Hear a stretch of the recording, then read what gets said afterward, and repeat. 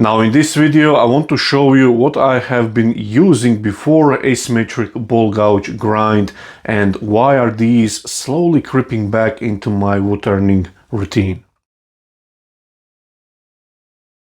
Now just before I show you close-up images of these gouges and how they perform just beautifully, especially for the push cut, I also will show you close-up images of a couple of new tools that are joining my signature range. I think you're going to like these as well. The couple of things that I want to address before that is first on Monday, that will be November 17th. The majority of the packages from the July pre-order, which is the last pre-order, will be on their way to their new home. And by Wednesday, all the remaining orders will be shipped out. That is what I sort of set my mind to. So on Monday, the pickup is already scheduled. And on Monday and Tuesday I'll prepare the remaining tools and send them out on Wednesday. Now the second thing that I want to address is the import duties. So from August 2025, United States have implemented tariffs on every product that goes into United States.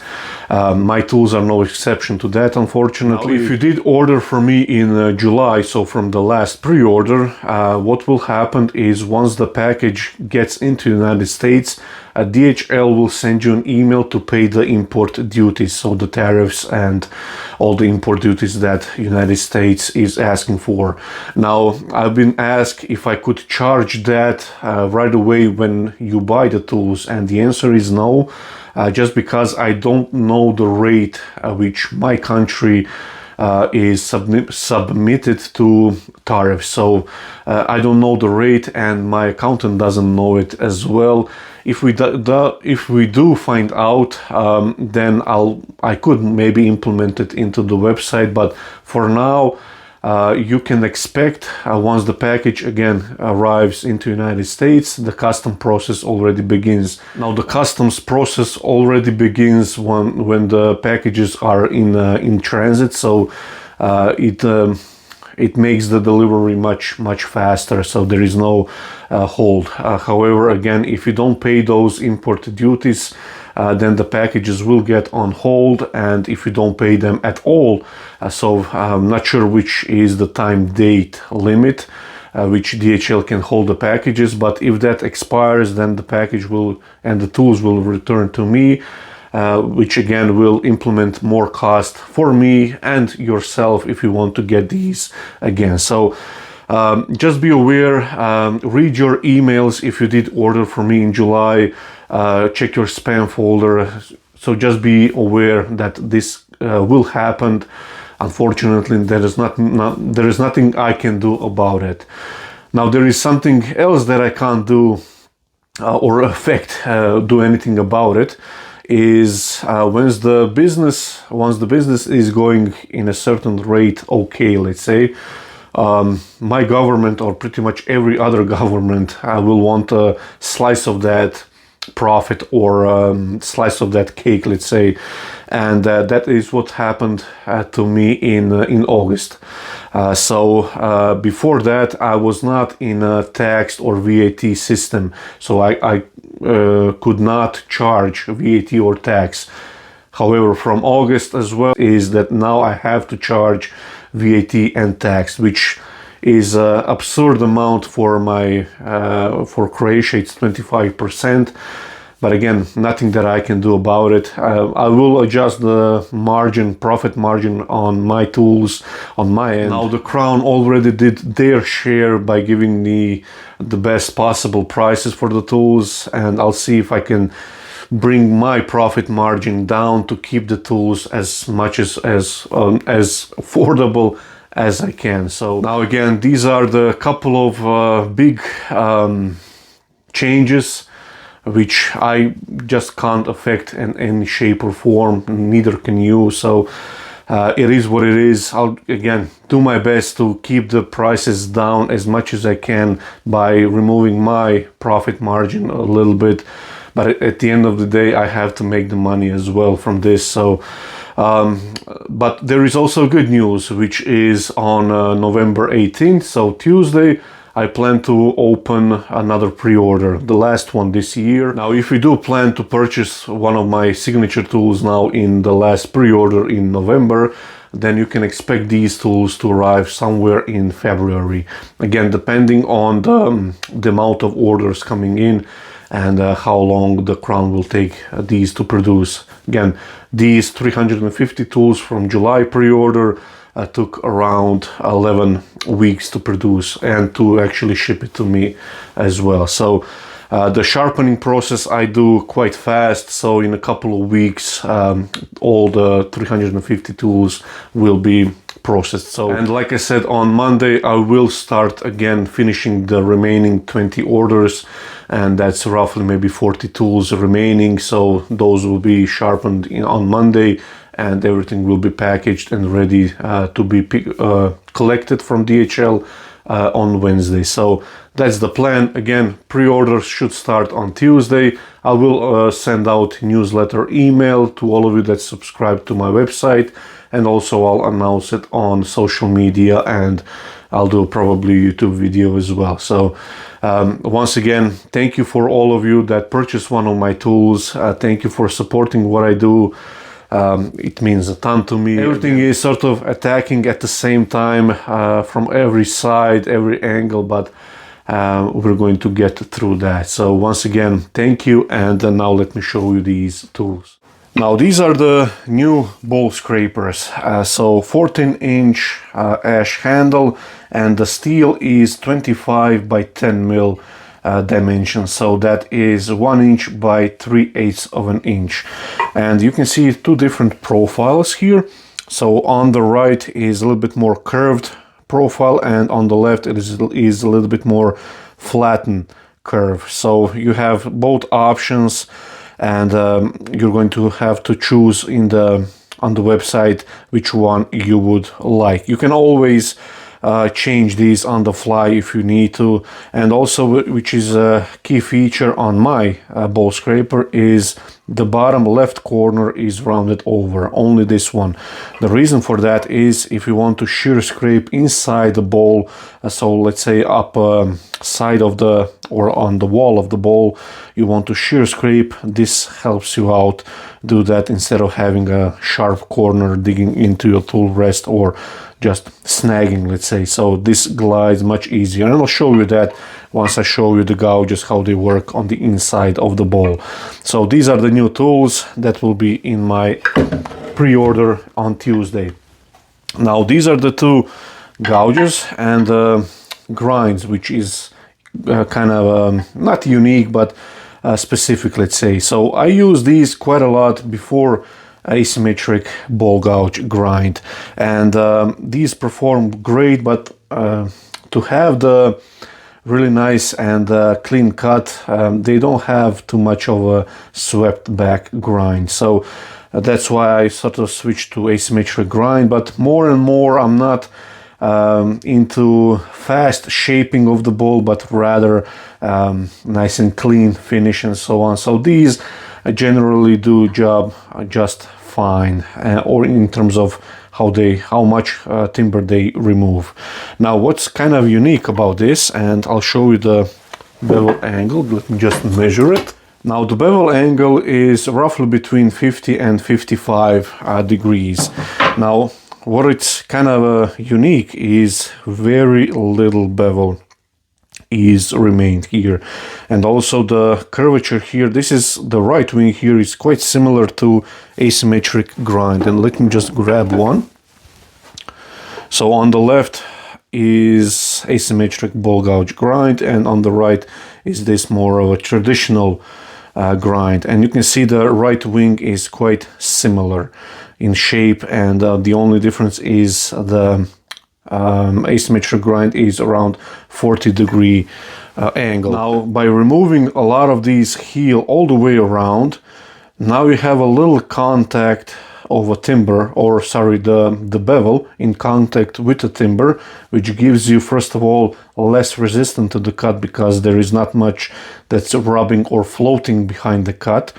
but also by having this tiny bit of a bevel, there is very little of heel rubbing, which I'll show you in just a few seconds. Again, what I like to have is full curve all the way around, so there is no flat spots. I don't use flat wings or straight wings, so they have to be curved. And also I have this smaller gouge. Now I was thinking about to maybe bring this into my signature lineup. I like this gouge. This is, which size is this? Maybe 8-inch handle, something like that. Oh no, 10-inch handle, sorry. So this is only 10-inch handle. And this, I think this is called maybe a mini gouge, a mini ball gouge, something like that. I've had few over the years and I really like it for smaller stuff.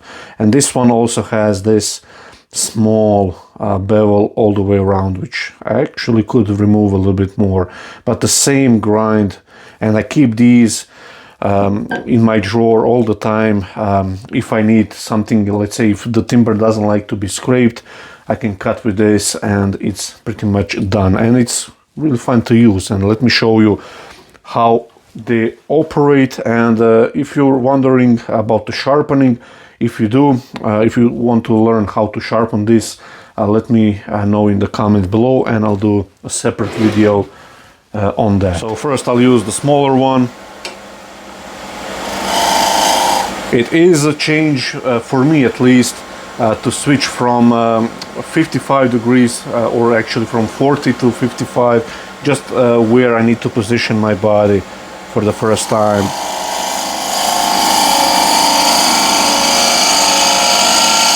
And it's really nice and easy to control it.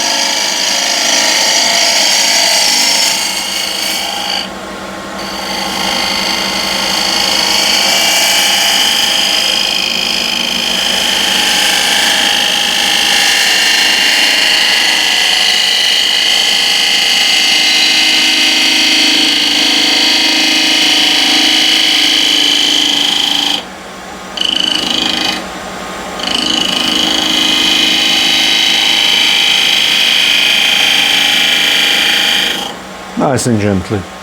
There is a little hiccup here, but the surface left behind is really good. A little, like I said, hiccup here, which I'm going to fix it now. Let's switch to a bigger one, and I can bring maybe a bit more speed.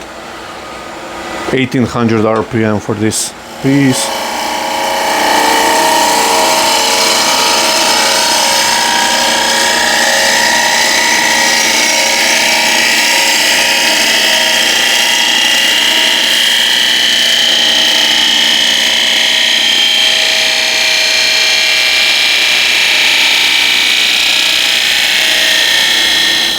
Nice and gently through the end.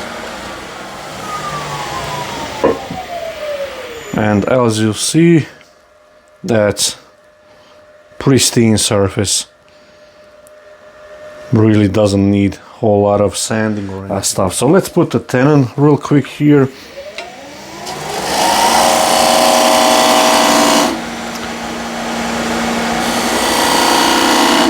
Just due to the shape of this, I don't have a crisp corner, so I'll switch to spindle gouge just to get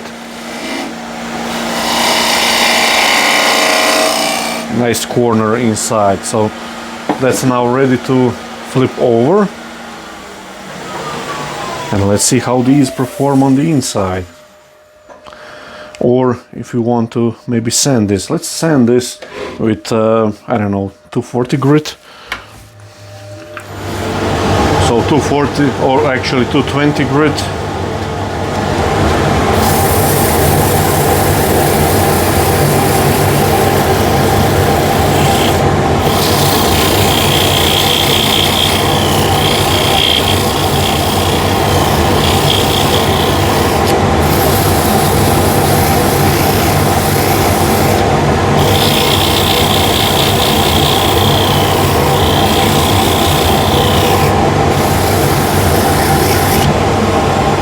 So around 20 seconds with 220 grit, and let's see the surface.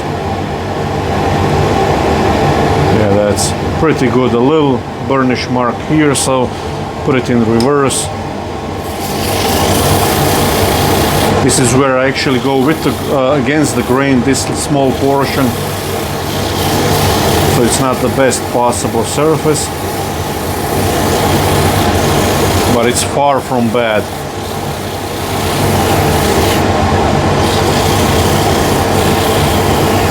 Okay, I think that's pretty good. Yeah, that's ready for 320.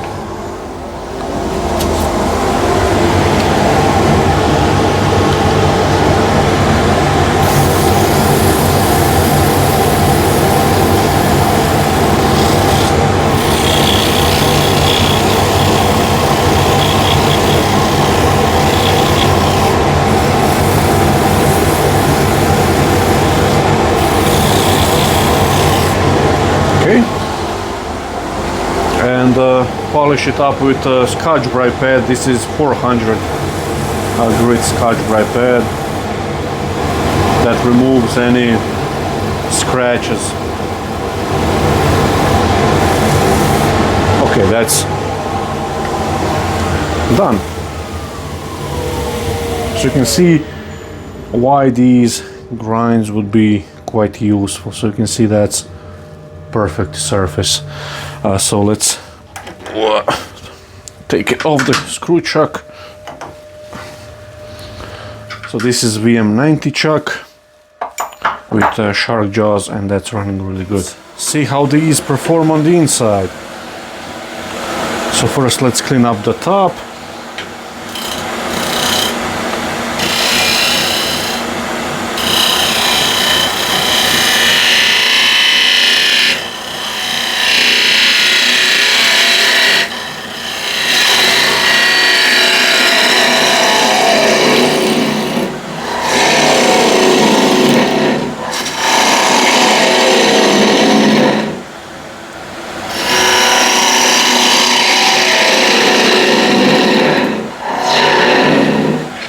Really good.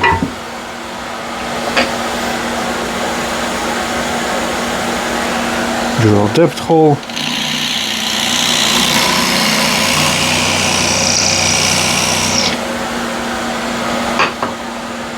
And continue on. So performs similar to asymmetric grind, but the bevel angle is different, so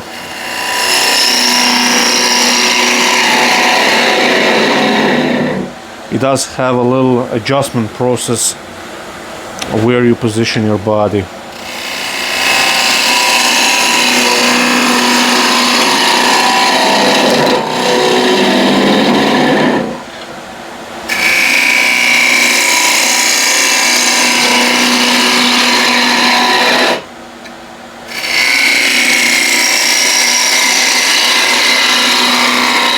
So brought you a bit closer so you can see what's happening as well. So you always start with the gouge closed to flute is now facing 3 o'clock, and raise the handle so it's nice and flat or level. And you can have a nice single point of entry. Once you're in the wood, you can open the gouge and drop the handle slightly. And goes really nicely.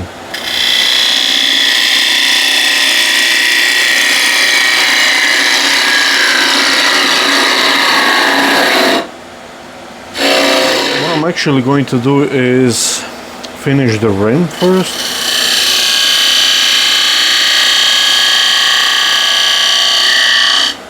Like so. So a little wider rim, and I can slightly undercut it here.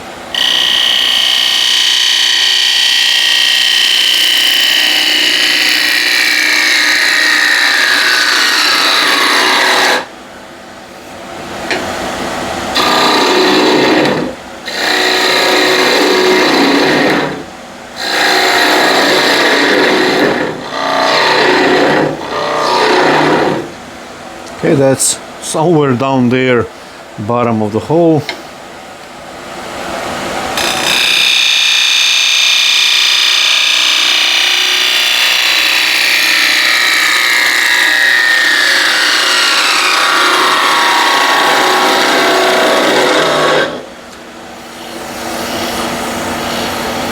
Okay, I can go thinner. So as you saw here, I'll actually just stop and show you. The surface probably isn't great, but it's not that bad. That's actually, I think most of you will be extremely happy with this. And as you can see, there is no bevel rubbing. So you don't have those lines, centric lines all the way around. So that's because the bevel, the primary bevel on top, is very small. So all now that it's left is finesse this. So I can go thinner and deeper, of course.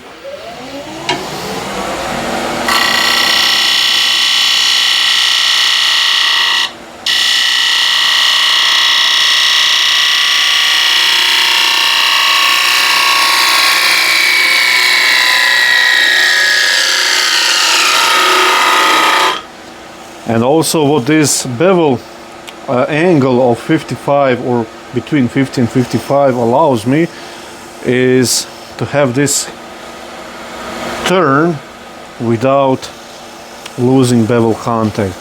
So cut, and then I'll immediately place my hand behind it.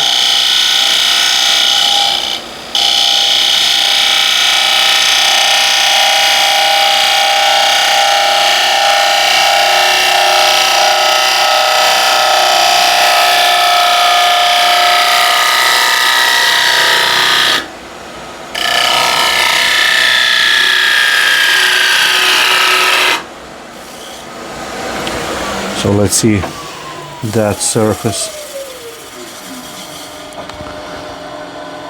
That's pretty good. A little vibration mark here, but that will sand out in no time. But now just to show you here the scrapers. So that's a good opportunity. This is where I would use one.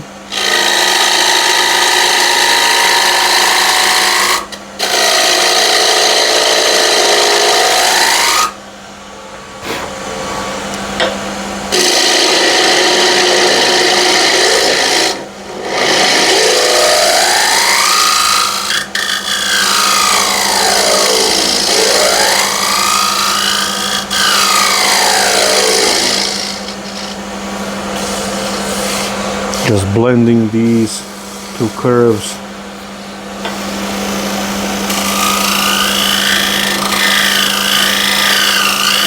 So you can see this curve is just right for this shape on the bottom.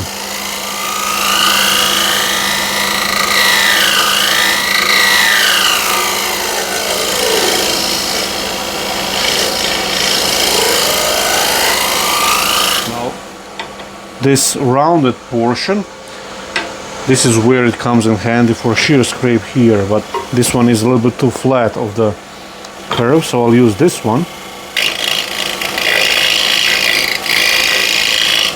I wouldn't use scraper flat because this is quite thin here, just beneath the rim. By shear scraping, you're not inviting the catch.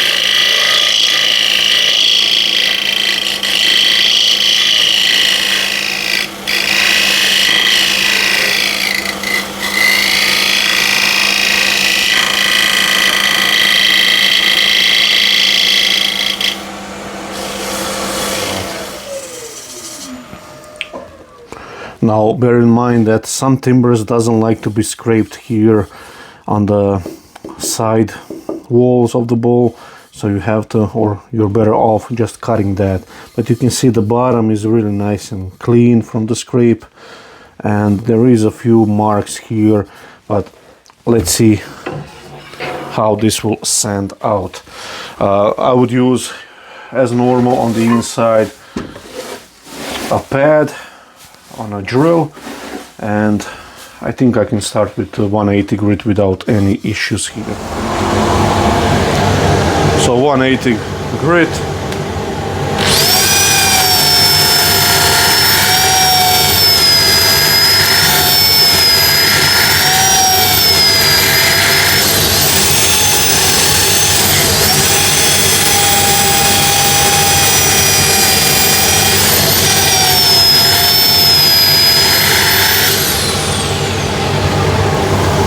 let's see.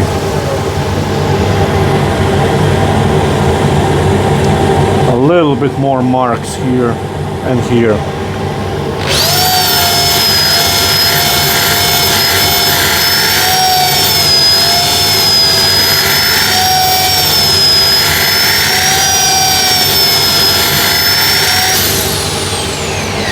We can switch to 240.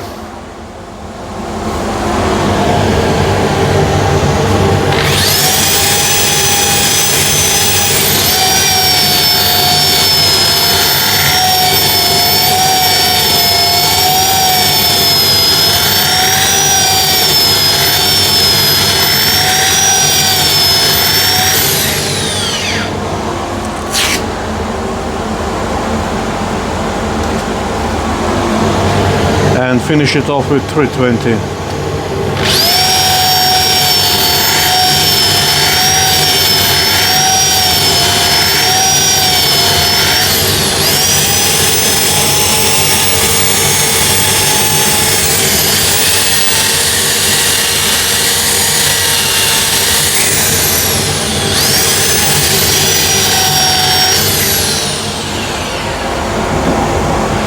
And again, Scotch Brite pad.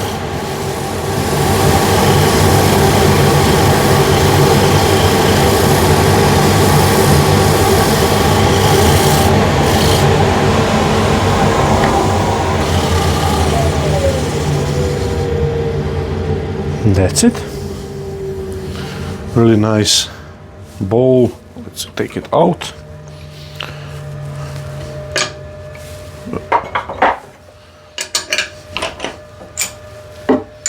So show you the outside shape. As you saw, we done it with a ball gouge. No scraping on the outside. Really nice.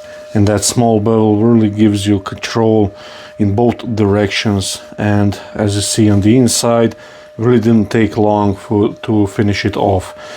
There was a little vibrations. When you don't have that, then it's much easier to get a really nice finish straight from the gouge. But this is, I don't have any problems with sanding, especially when I can start with 180 or 240 grit. So yeah, that's pretty much it. All I have to do is remove the foot and that's it. Nice simple bowl. So in the comment section below, let me know if you would like to see how to sharpen this kind of a profile on the ball gouge. And as you saw, a little clip on how to use ball scrapers on the inside with that rounded bottom corner, which helps you shear scrape on the inside. So again, hopefully you enjoy this little demonstration of gouges and scraper.